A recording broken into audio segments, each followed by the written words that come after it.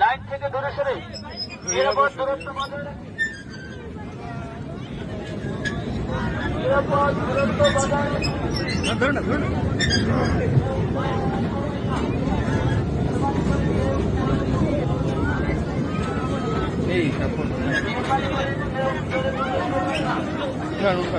এখন উঠে নেন এটা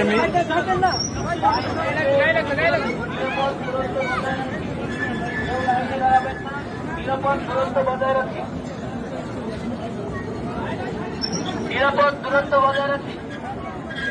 মেহরবানি করে নিরাপদ দূরত্ব বজায় রাখি। একটু পাশে চাপেন। ভিতরে প্রবেশ করবেন না। নিরাপদ দূরত্ব বজায় রাখি।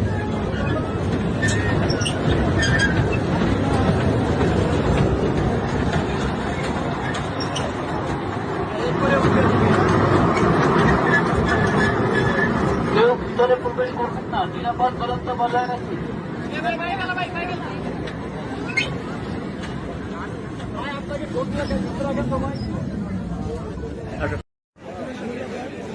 ইতিমধ্যে খেলাধুলা শুরু হয়ে গেছে। খেলাধুলায় অংশগ্রহণ করতে আগ্রহীদেরকে চলে যাওয়ার জন্য আহ্বান জানাচ্ছি। কফির ব্যবস্থা রয়েছে। আমাদের কফি মেশিনগুলা নিয়মিত দিচ্ছে। সবাইকে কেউ কফি খেতে চাইলে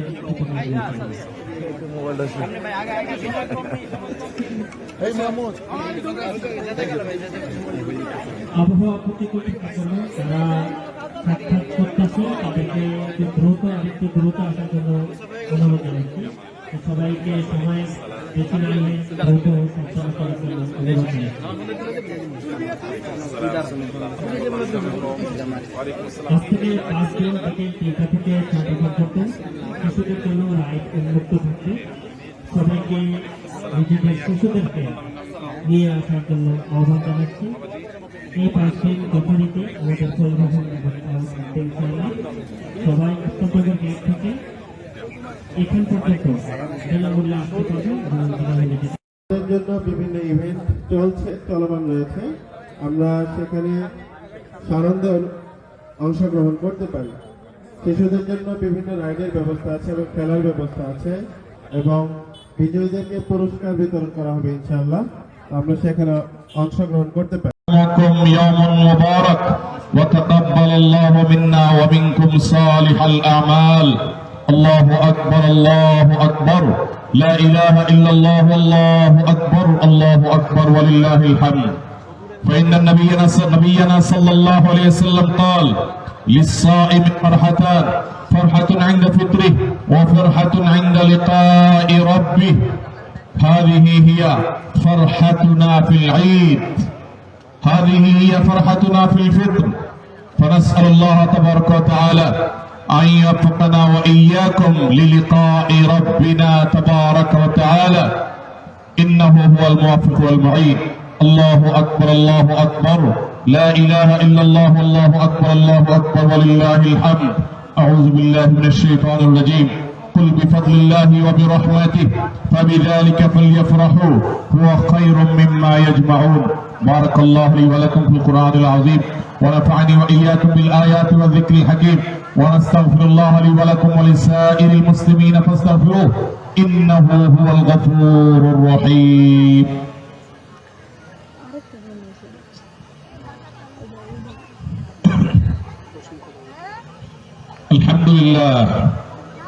الحمد لله رب العالمين والشكر على إحسانه وامتنانه وأشهد أن لا إله إلا الله وحده لا شريك له تعظيما لشانه وأشهد أن محمدا عبده ورسوله الداعي إلى رضوانه صلى الله عليه وعلى آله وأصحابه وأتباعه أجمعين إلى يوم الدين.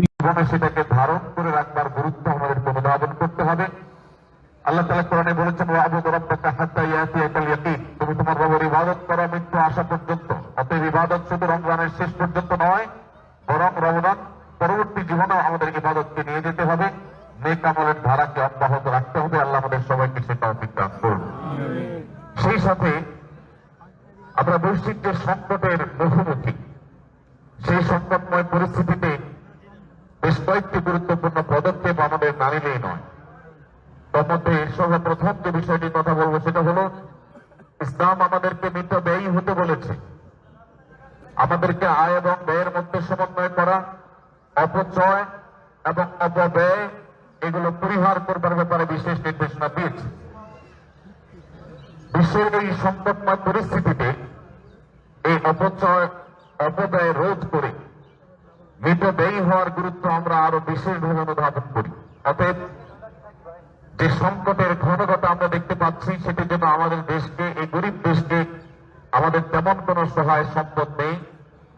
প্রচুর পরিমাণে মানুষ এই ছোট্ট একটি দেশে আমরা বসবাস করছি।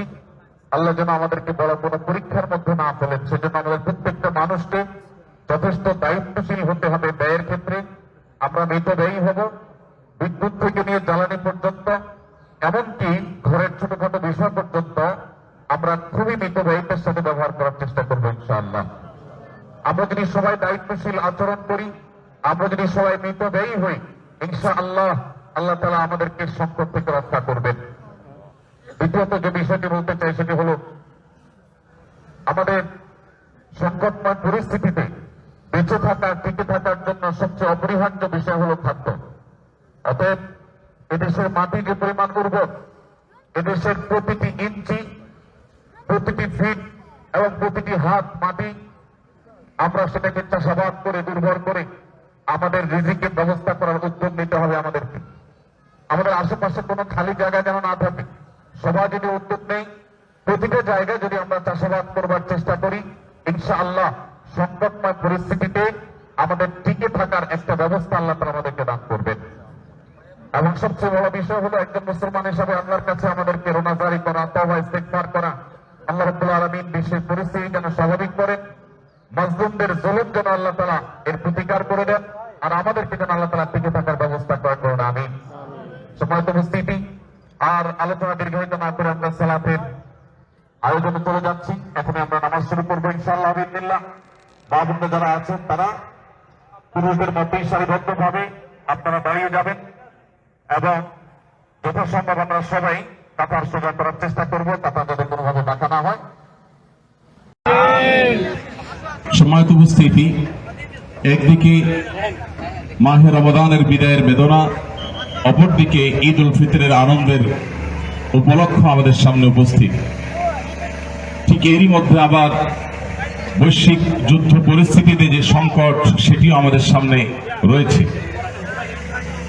এমত পরিস্থিতিতে একজন মুসলমান হিসাবে, একজন দায়িত্বশীল মানুষ হিসাবে আমাদের বেশ কিছু করণীয় আছে। একদিকে রমাদান মাসের যে ফজিলত এবং মাহাত্ম্য, তাৎপর্য আমরা আহরণ করার চেষ্টা করেছি, রমাদান পরবর্তী জীবনে